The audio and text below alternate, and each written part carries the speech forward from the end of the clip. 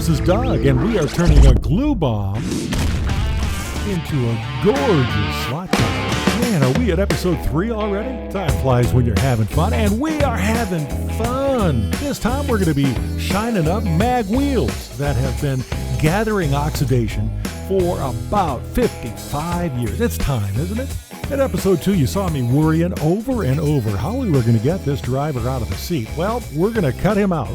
Just imagine this is the jaws of life. We're going to pull him out of action here because it's just too difficult to paint this driver in place and also do the interior the way we want to do it. One thing that I have learned is you kind of got to fill it up and reinforce. I could have cast the bottom of the slot car and put that detail back in, but I was a little concerned that there wasn't enough structure there. So I'm going to put a piece in that is just the appropriate size, and then we're going to put a nice little dress part over the bottom of it. Getting this piece to fit is very critical, so I take it in and take it out and trim it and put it back in. I finally decide to reinforce it with a piece of masking tape. Let's hit it with quite a bit of CA glue. This is the real strong and kind of syrupy stuff. We're going to spray it with some kicker to harden the thing up. That's going to give us a good start.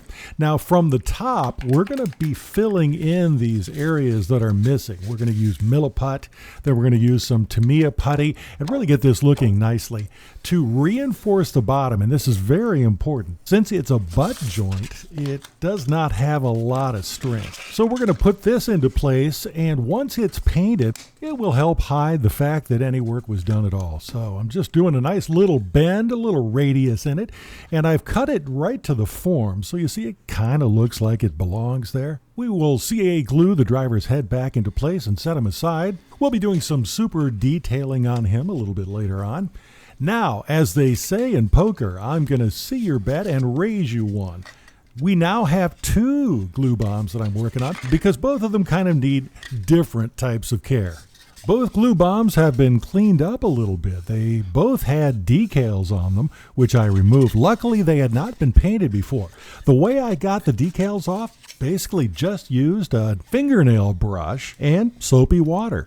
Over time, it just comes off. Took about 15-20 minutes to get the decals and clean both of these up. Now, there was so much glue in the lower exhaust section, I basically just blew out that area and will replace from the lower side those exhaust pipes. One of the amazing aspects of the Cox slot car of the Chaparral, it was the only one that had a unique interior to it. The chassis interferes just a little bit in the floor, and that's what we are cutting out here. You can see it fits right into place. Now we're going to send you to Cool School. Cool little technique that I came up with to clean up magnesium wheels on Cox slot cars. These things are made of magnesium. Wow, mag wheels, they're real. But the only problem is they get a lot of oxidation over time, and because they are so small, they're really difficult to clean, especially in the spoked areas. We are going to repurpose a simple tool using the arbor from a rotary disc tool. I went to a local hardware store and got a screw. It's a metric screw that is just a bit longer than the one that was provided.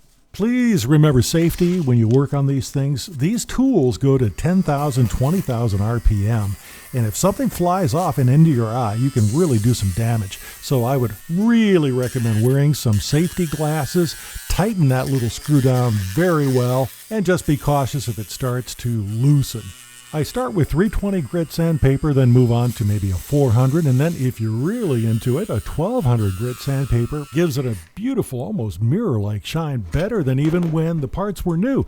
It's okay to sit back and feel really good about yourself right now. Look at this thing. We're going to compare it to the original. Check it out. We'll finish with a clear coat to keep it nice and shiny.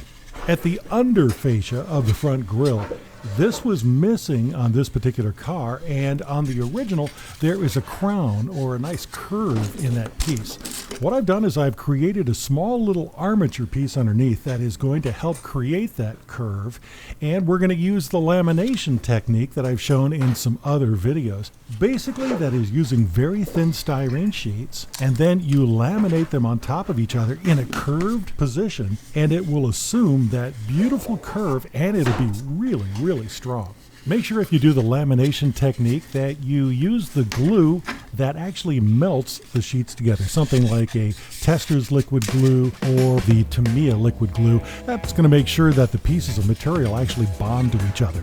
Jumping forward in time, I'm making some adaptations to this slot car. The actual car has a platform which the shifter is on, and I have added these to both the left and right sides of one car. And with the other glue bomb, we're going to try something different. That'll have to happen next week, but the good thing is you got time to subscribe.